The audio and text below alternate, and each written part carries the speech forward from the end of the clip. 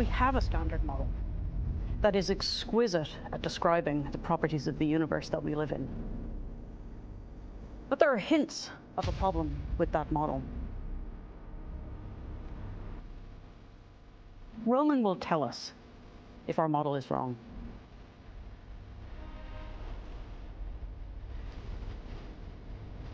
Andrew, are you ready to go?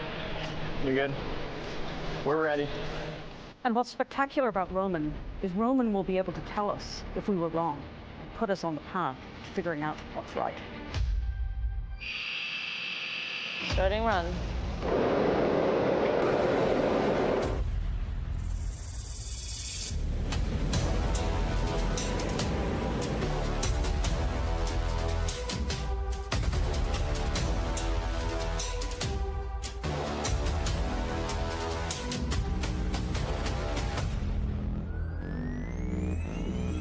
This time, a year from today, we're going to have a different understanding of the universe than we have right now because of the observations from the Nancy Grace Roman Space Telescope.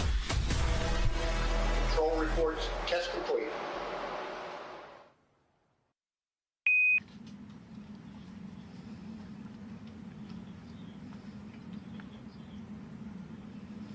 Good afternoon and welcome to NASA's Goddard Space Flight Center in Greenbelt, Maryland. I'm NASA's Senior Advisor and Press Secretary, Bethany Stevens, and I will be your moderator today.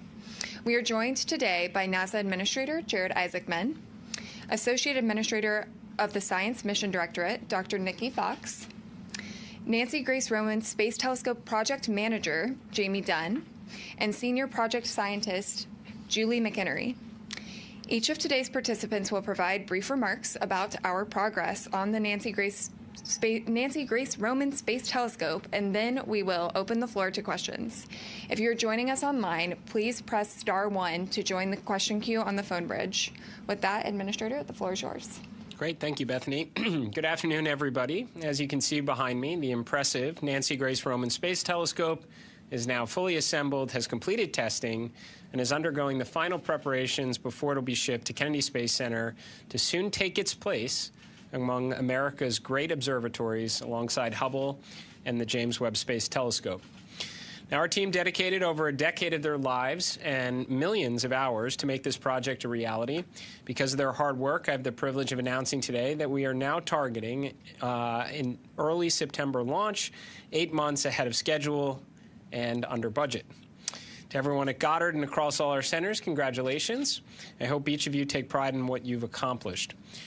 Roman's accelerated development is a true success story of what we can achieve when public investment, institutional expertise, and private enterprise come together to take on the near impossible missions that change the world. Unlocking the secrets of the universe and attempting to answer the question, are we alone, is inherent in just about all we do here at NASA. At our recent Ignition event, we made a commitment to pursue gold standard science as quickly as we possibly can, knowing the world is waiting for the headlines that only NASA is capable of making. Today marks a milestone of NASA delivering upon that promise. Roman will investigate dark matter, dark energy, and the structure of the universe itself, and accelerate the future of discovery of potentially habitable planets outside our solar system. Its surveying capabilities are over 1,000 times faster than Hubble and can chart 200 times more sky in a single image. And what would take Hubble 2,000 years to process, Roman can do in a year. The images it captures will be so large there is not a screen in existence large enough to show them. Roman will give the Earth a new atlas of the universe, and I think it's worth pausing for a moment and just think about how really incredible that is. The farther we reach into space, the greater our curiosity to understand the great unknown. So to our workforce and commercial partners making today's rare announcement possible, thank you for bringing us to this moment. For the researchers and scientists that will analyze the data from Roman, your work will soon begin. And for those that built this telescope, let's get ready for what comes next. Thank you, and I'll hand it over now to Dr. Fox. Thank you so much, Administrator Isaacman. I could not be more excited to be here today in front of this fully stacked and complete Nancy Grace Roman Space Telescope. And doesn't she look beautiful? I mean, honestly, just gorgeous. We're on track, as the Administrator said, to launch early in September. And that is, I can't stop saying it, ahead of schedule and under budget. And I want to give praise again to this incredible team. Team NASA Goddard totally brought it together with all of our partners in industry, in academia, and our international partners. It is an amazing day to see what happens when we come together and work in such an effective way. Since early in 2020, the Roman team has worked almost around the clock to develop and test the spacecraft and the hardware, completing the flagship mission in just 6 years, which is a true testament to the agency's commitment to do science, cutting-edge science, even faster. Their work ethic and their teamwork, in combination with the lessons learned from our long history at NASA developing space-based flagship observatories, are why we're sitting in such a good spot today, with all eyes on the launch pad about 8 months earlier than we'd actually expected, which is so good. Well done. And this is just the beginning. We want to get more science into space, launch at a faster rate, and increase the pace of discovery as we prepare to launch more cutting-edge missions. The Nancy Grace Roman Space Telescope is a sheer powerhouse. It is literally a speed machine. The speed at which we'll be scanning the sky, delivering vast amounts of data, and returning results will be at an unprecedented rate never done before. Hubble gathered 172 terabytes of data in its first 30 years. Roman will downlink 1.4 terabytes of science data every day. That means it will potentially have about 2,500 terabytes over the course of its 5-year mission, and basically gathering like a hypothetical stack of science papers that would reach up to beyond the moon, maybe even as far as Artemis 2 went. When you apply what Roman will see, we've already confirmed today over about 6,000 planets. Roman will discover tens of thousands of new planets outside our solar system. It will reveal billions of galaxies, thousands of supernovae, and tens of billions of stars. That is extremely exciting.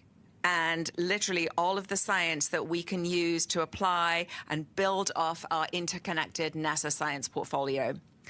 Roman will help us address the question of how common solar systems like ours actually are, while also literally expanding the human mind to what the universe contains at an astounding rate.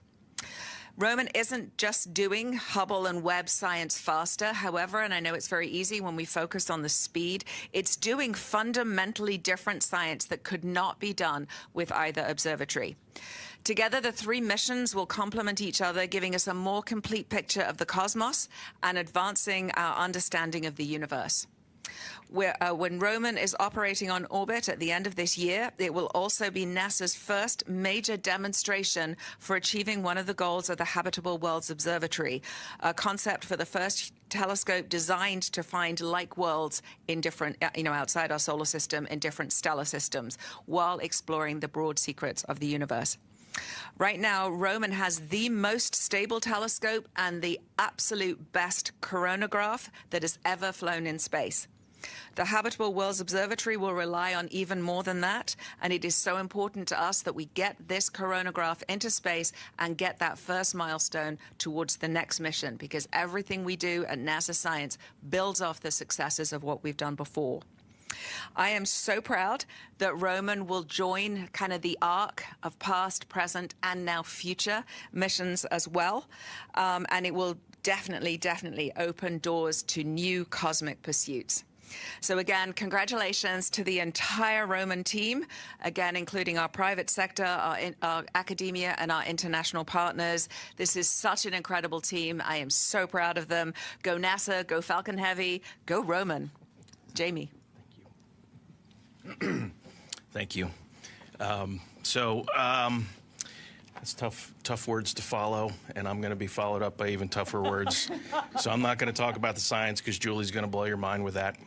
But I would like to take this opportunity to expand a little bit about how we did get here, and just take this opportunity to thank our team. As Nikki and the administrator have already mentioned, it is a lot of work. Millions of hours is no exaggeration. That's actual math. We could figure it out exactly, but it's many millions. And this really is a great example of what happens when we as an agency work hand in hand with industry and academia. We work to each other's strengths, and it's really an example of how the result is greater than the sum of all the parts. So the amount of diligence and dedication and commitment to making this happen is really, it's really fun to be a part of. And so this team is really proud to have all of you here to come see this. I can't tell you how excited they are when people come. Last week we had Friends and Family Day. We had about 700 people come through, and watching the kids get all excited. You don't get to see spacecraft every day. So I just want to, again, thank everybody that made this possible. For everybody that you see, there's dozens more behind them. It's not just engineers and scientists, it's everybody. It's our financial team, it's our contracts people, it's our CM people, it's everybody, technicians. It's really a great team. And so this has been a wonderful experience. And I'm glad you guys get to be a part of it by coming here and seeing it. We can't wait to launch. Thank you, Jeremy. Hi, everyone. Current observations hint that our standard model of the universe is incorrect. Roman will be able to confirm these and set us on the path to understanding what's right. We're going to perform a revolutionary census of planets around other stars in our galaxy. We're going to conduct ambitious surveys that will transform and impact every area of astronomy. And we can do all this because Roman's primary instrument combines exquisite performance and sensitivity with an outstanding ability to sweep out large regions of the sky. Previous speakers have mentioned that Roman can survey the sky 1,000 times faster than Hubble. So to put this into context, 1 month of Roman observations would correspond to a century with Hubble. So Nikki mentioned that Roman doesn't do Hubble science faster. Roman will address entirely new, ambitious science questions. So that 1 month of Roman observations could be used to survey our own Milky Way galaxy, uncovering up to half the stars in the galaxy. That would itself result in an astronomical catalogue of objects that is much larger than any that in existence today. And that's with just 1 month of Roman observations. Our main survey will take more than a year. It's huge. If we were to take the single image that is produced from our main survey and try and fully display it with a set of 4K TVs, you'd need more than 500,000 4K TVs. And just to give you a sense of the scale of that, if I was to lay out those 4K TVs, it would cover 45 city blocks. Or to pick something that you actually look at, it would entirely cover El Capitan in Yosemite National Park. I don't suggest we actually cover El Capitan with a set of 4K TVs, but it gives you a sense of the scale. That survey will detect over 2 billion galaxies. And we'll use it to study how the structures in the universe, the stars, the galaxies, the structures of galaxies, grew and evolved. We'll also study how the universe itself has expanded over time. And these are the keys to unlocking the fundamental nature of dark matter, dark energy, and the fabric of the universe itself. Periodically, we'll point towards the center of our own galaxy and monitor hundreds of millions of stars. But we're not going to just image millions of stars. We're going to find a treasure trove of exoplanets, up to 40 times more than are known today. So think of this as the largest census we've ever done of planets in our galaxy. We have a second instrument, the Roman coronagraph. And I think of this as doing magic with physics. We take advantage of the wave properties of light to cancel out the light of a bright star so that we can image faint planets next to it. To do this magic, we have to have an optical system that can adjust itself to maintain sufficient precision. This will be the first time we've had a system in space with this kind of active optics, and it will set us on a path for future observatories to do extraordinary new things. What makes me most excited about Roman is its discovery space. If we have 2 billion galaxies, it means we have 2,000 one in a million objects. We're going to be surveying patches of the sky, going back over and over and over again to find new things that go bump in the night. I very much hope, and in fact expect, that the most exciting science from Roman is going to be the things that we didn't expect, that we couldn't predict, but that will set the new, deep questions for future missions to address. Thank you. And with that, we will open the floor to questions. If anybody in the room has, well, Jeff, we'll start with you. Jeff Faust, Space News. Question for the administrator. You and others have emphasized that Roman has come in under budget, ahead of schedule. Roman is still a multi-billion-dollar mission. Is there still room at NASA for large flagship class missions when the agency's science budget is facing a significant budget cut in 2027 and potentially beyond? Yeah. Well, Jeff, I certainly understand why the question is coming up. I'll say that you and everybody else who's interested in kind of my views on the budget and how it impacts the agency will have plenty of opportunities to hear about it over the next week, since I'm on the grand hearing testimony tour, in fact, starting tomorrow. Nancy Grace Roman is not the last flagship mission for us. In fact, here at Goddard, we're working on Dragonfly. Goddard is responsible for a lot of the tech maturation associated with the Habitable Worlds Observatory telescope. We've got a number of signature, while not necessarily measuring to the flagship spend category that's being worked on at JPL right now, like Skyfall, Moonfall, and others. So science is incredibly important to what we do here, as I mentioned in my remarks. Going out and trying to unlock the secrets of the universe is fundamental to NASA's mission. I expect there'll be plenty of flagship missions in the future. We'll go back here to this gentleman. We'll start over here and then move through the room.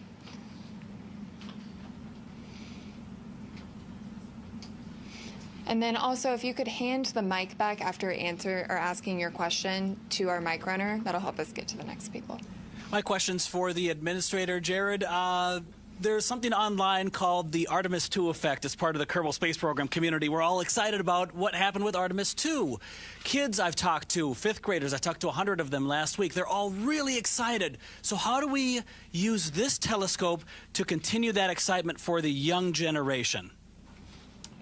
Yeah, well, I think it starts with listening to some of the great commentary that Julie just said. I mean, I've got 100 questions coming out of just your intro right there. Look, I am thrilled that the world kind of paused for a moment and took notice to Artemis II, and yeah, I think energized the world's interest in space exploration.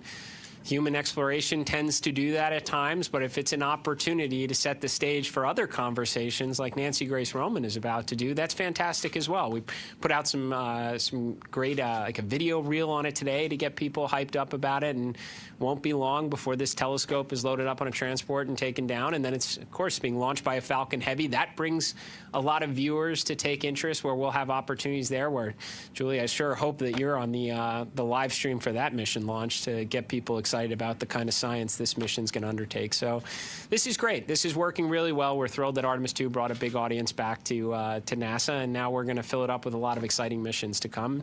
Nancy Grace Roman's next up. I'm going to hand this off so somebody else can go right here. Hi, Nick Alexander for Space Scout. You know, Goddard has a long history with telescopes. We've, seen some great work on Hubble. We've seen the James Webb Space Telescope come out of Goddard. What can we do to ensure that legacy, that culture of telescopes continues to be centered at Goddard Space Flight Center? So I think, It is. That's where our expertise is. I mean, at NASA Science, Goddard is kind of the heart of NASA Science, and certainly we look to Goddard to lead the way in a lot of our big missions. They clearly have the heart of astrophysics here.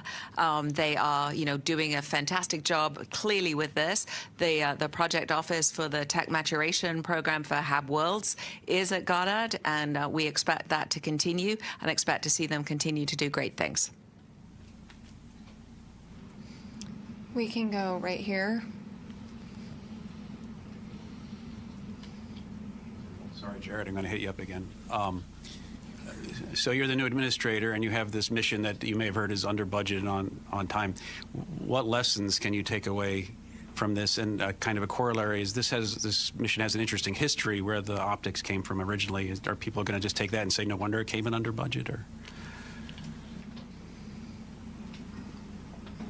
So I'm going to stick to the first part of the question and say that I'm thrilled that this mission is getting close to its ability to launch, so that we can take Jamie here and apply him to a number of other exciting projects.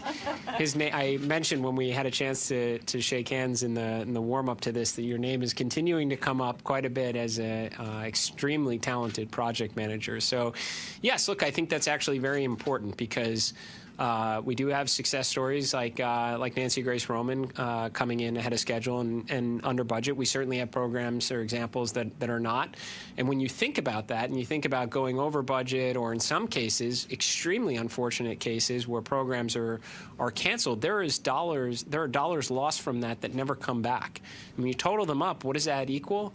It equals another Nancy Grace Roman telescope, or maybe a second Dragonfly, for that matter, on that. So I think that having the capturing good lessons learned, we talk about debriefs a lot when we get things wrong to avoid repeating them. But when we get things right and have success stories like Nancy Grace Roman, let's learn from some of the magic that created that outcome and try and apply it to other programs. And I expect Jamie's going to be in big demand across big agency initiatives going forward.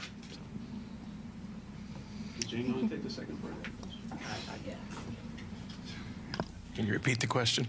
So you got the optics from another agency. Or somebody going to say, hey, no wonder it came in under budget? Someone might say that, but they'd be wrong.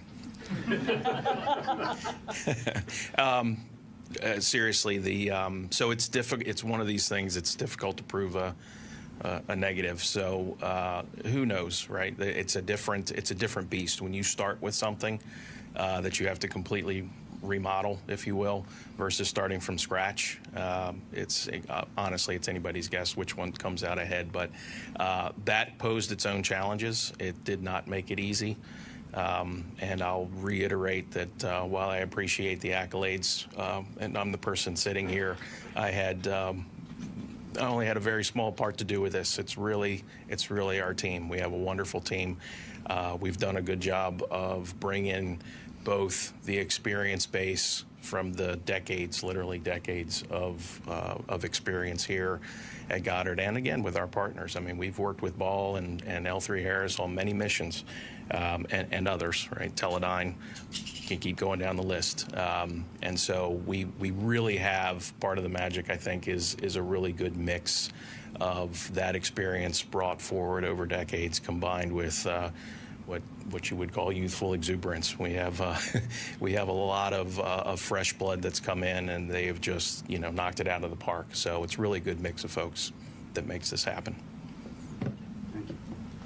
Hi, Elisha Sowers from Mashable. I think this is a question probably for Julie, Nikki. I'm wondering, could you give a practical example of how the flagship telescopes will work together on particular observations? Could you give us an example?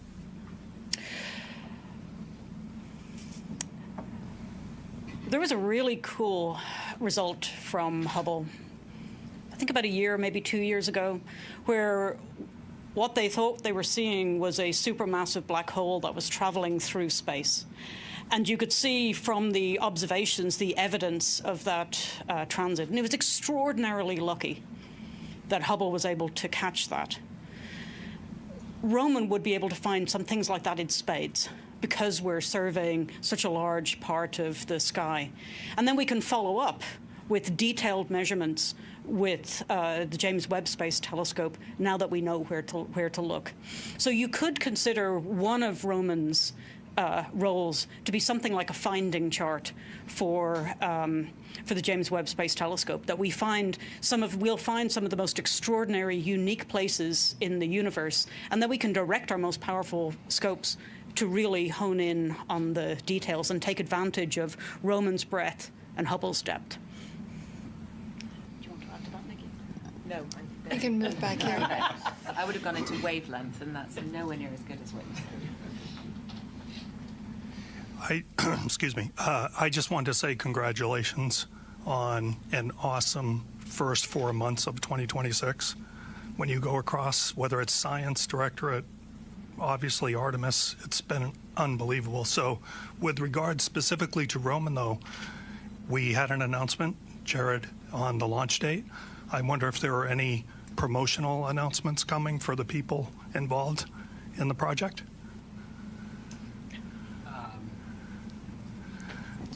Sorry, when you're saying promote, I would assume I'm wondering who's getting promoted for delivering ahead of schedule and under budget. Yeah.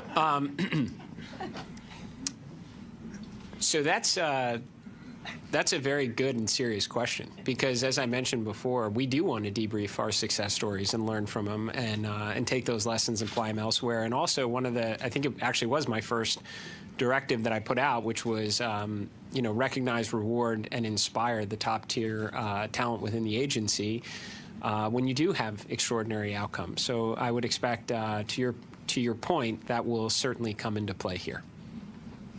We'll move to Will. Hi, Will Robinson-Smith with Spaceflight Now. Thanking you all for the time today. Going back to, Julie, your opening remarks, something you said caught my ear, which is there's things that we got wrong about our understanding of the galaxy and the universe. I know, based on everything that we've heard today from the panel and from others, we're going to learn a lot more from Roman, but what specifically did we get wrong that this can correct the record on? Thank you. I'm just trying to think about how to say this concisely. So we have a extraordinarily good model of how the universe works that describes the cosmic microwave background at the earliest times and describes with great accuracy the universe that we live in today. And that's included things like the Hubble constant. It's included things like a cosmological constant for dark energy. It's included the concept and the effect of dark matter on the universe that we live in. But there's been cracks. We're seeing evidence that the Hubble constant, as inferred from very early times, is not consistent with the Hubble constant that we measure closer to now, which is telling us that the model that connects those two things might not be quite right. We have a slight tension in our expectations for how structure should grow and evolve. And excitingly, recently, we've seen evidence that the cosmological constant might in fact not be constant and might be varying with time. And each one of those results is not quite by itself enough to take it to the bank and say that we're wrong. And what you need is a mission that can, or an experiment that can probe the universe to about a factor of 10 better than we did before. And that will allow us to confirm if indeed lambda CDM, our standard model, isn't correct. And will leave us with a mission that has the sensitivity and the performance to make the kinds of observations that we need to start laying out what the real answer might be, or what an improved model might be. We'll move up here. Hi, I'm Anisha Ravasetti with Space.com. I have maybe a bit of a peculiar question, and it's an engineering question, but you can chime in. I feel like often when creating, space missions, observatories, you're kind of breaking ground in the materials you're using, the temperatures that you're testing at, and there tends to be these side effects of like innovation that other fields of science can like take advantage of. So did you find any examples of this during your process? I mean, who wants to answer it? Go. So you're right, and I think that with our astrophysics missions, we really do push the boundaries of what's been done before. Every time we do new precision optics, I mentioned this is the most stable telescope. It has the most cutting-edge coronagraph. It has precision optics. If you just think about the James Webb Space Telescope, that brought about like the actual grinding of the mirrors. The polishing of the mirrors, not grinding. Sorry, astrophysicists, polishing of the mirrors. Brought about leaps in medicine, in optics, in LASIK. I mean, all of the things there. With Roman, we expect to see the same things. Can I tell you right now what's going to spin off? No. But the way that this telescope is constructed, the precision optics, the stability is absolutely, once again, going to push industry, and things that they've had to design and they've had to like change their methods to be able to get to this level actually benefits everybody, because now the whole optics field has improved dramatically. Move over here.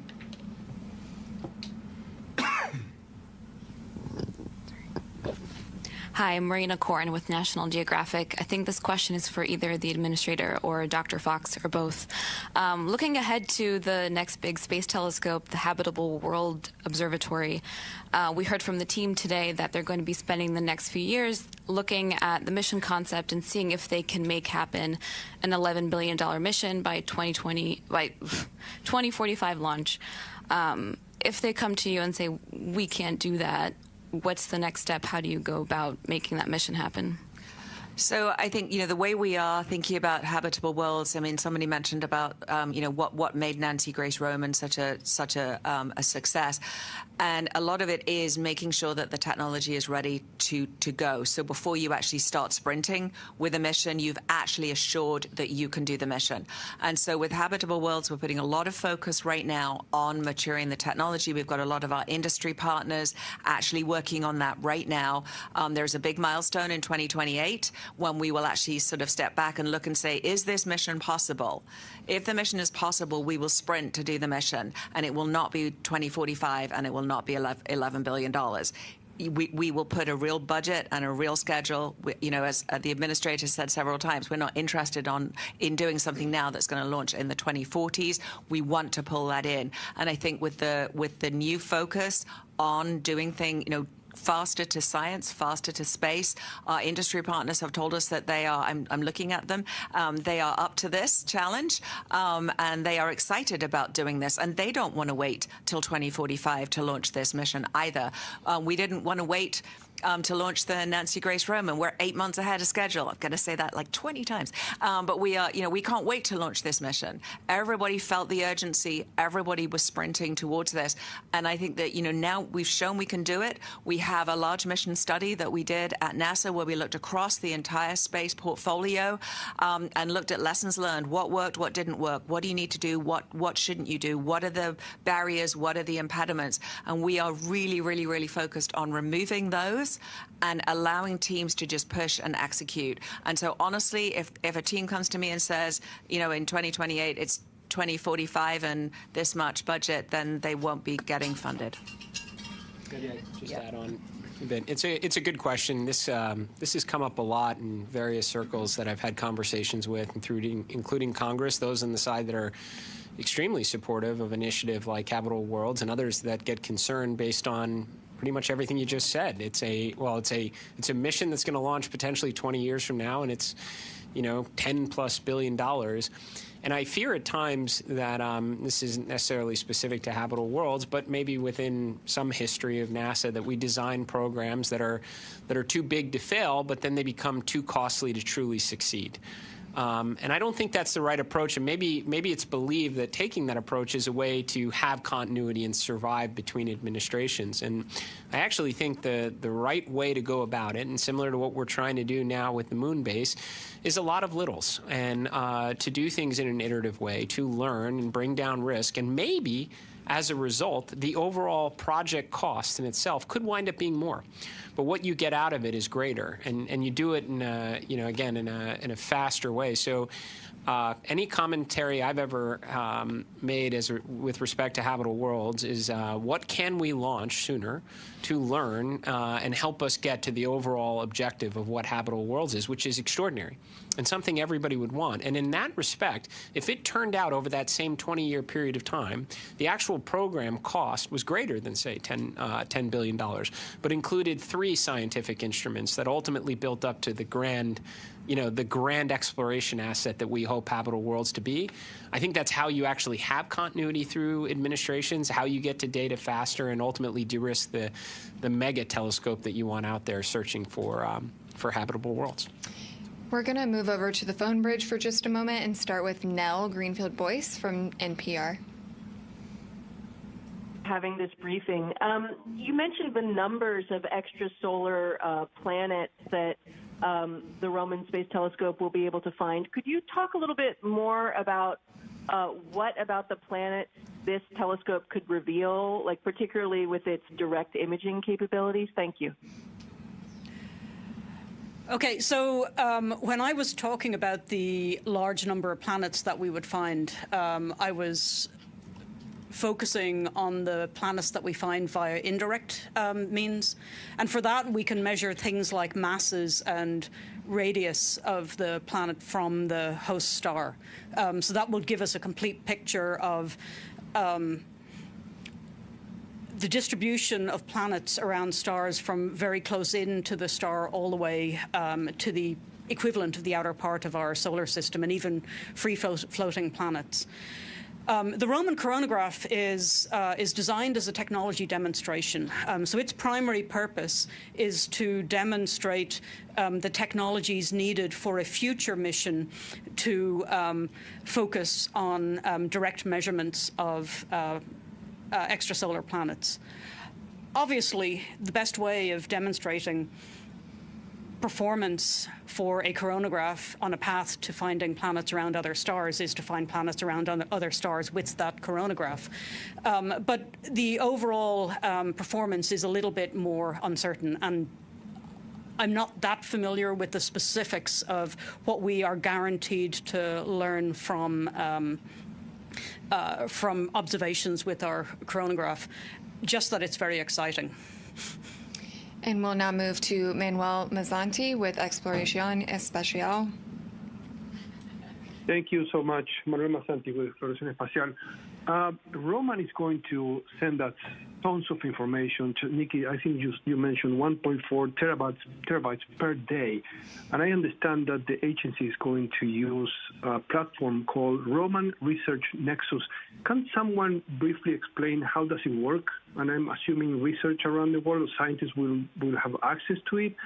And is NASA going to use any kind of AI tool or software that would help scientists to better process all this information? Thank you. Okay, there is a lot in those questions.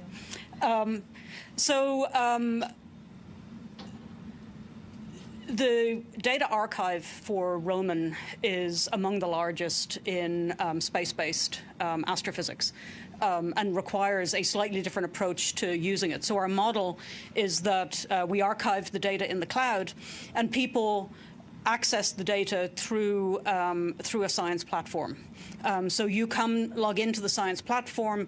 You're in a Roman-specific environment. It's easy to access the data. It's easy to visualize the data. It's easy to use the data. And that facility is open to everybody. So for the earlier question on how can young people get excited about Roman, you can get excited about Roman by being on the forefront. A class in Kentucky can see Roman data at the same time as a professor in Princeton. And your access to that data is through the Roman Research Nexus. That same environment also supports researchers all across the country, where we're working hard to facilitate easy, quick access to the data, where you're not wasting time downloading things and then discovering that that the CPU on your laptop wasn't sufficient to do anything with it. So the second part of your question on AI with Roman, I think that the field of AI is moving so fast that any answer that I gave now would probably not be representative of where the field is in a year and what we're actually doing with it. We are using slices of AI and machine learning in a variety of different scientific things that we're doing with Roman. We're exploring the possibility of agentic pipelines where you have AI assist you with getting to the right place with your analysis so that a grad student doesn't waste time with minutia and gets straight to the interesting parts of an analysis. But I think there is a very good chance that a deep, rich, large data set is almost a poster child for being exploited extremely effectively with AI. And that doesn't mean that the humans are out of the loop. It just means that you let the computers do the hard work, and then the exciting physics bubbles to the top for the astronomers and the scientists and the country at large to enjoy. And we're going to take one last question from Ken Chang of the New York Times. Hi, thank you. This is for Jamie, I guess, Julie. I was wondering, can you give me examples of what you did better and different than the earlier space telescopes that weren't ahead of schedule and under budget? Was it something on the front end where you didn't rely on technologies that weren't ready yet? Or can you give me examples of problems that popped up, but you were able to fix them before they became big problems that delayed everything? Thank you. Okay. Let's see. Well, I'll say a few things. Another two biggie things in terms of what led to our success. The first was the architecture, the overall architecture in the very beginning. This observatory was architected by the team here, and basically it was known going in that this was going to be a cost cap mission and that the programmatics were going to be a major part of the success criteria. It wasn't just the technical scientific performance. And so there was a lot of work early on put in by the team to basically architect something that was achievable. There were stretches in places, but they were known stretches. Those were handled, in the early years in the technology development, like the detectors. The funding, the resources were put in there to accelerate those developments and make sure that they were ready once we get to larger stages of integration. So that was key. And another key was stability from I'll say downtown. It's hard to do a project especially when it's really big, if you don't have stability, and if your funding is going up and down all over the place, and you can't plan from year to year, it makes it really hard to succeed. And so we've been very fortunate that our stakeholders, both at headquarters and in Congress, have entrusted us to the resources that we said we need. And I like to say everybody held up their end of the bargain, right? We delivered. Year after year, we did what we said we were going to do, and the resources and the support from them was always there. And so it's really a nice way to do it, right? It's less controversial. It makes it a lot easier to be successful. So that was key as well. And that concludes this afternoon's Nancy Grace Roman Space Telescope briefing. Thank you all for your participation, both in this and throughout today. And please follow Roman's journey at nasa.gov/Roman.